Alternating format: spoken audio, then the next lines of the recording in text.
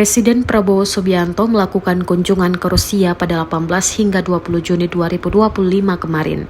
Selain sebagai momentum untuk memperdalam kerjasama ekonomi dan diplomasi bilateral Indonesia-Rusia, kunjungan tersebut juga kesempatan untuk memperluas pengaruh positif Indonesia dalam tatanan geopolitik global, khususnya dalam memediasi konflik internasional yang berpotensi membantu stabilitas kawasan dan global.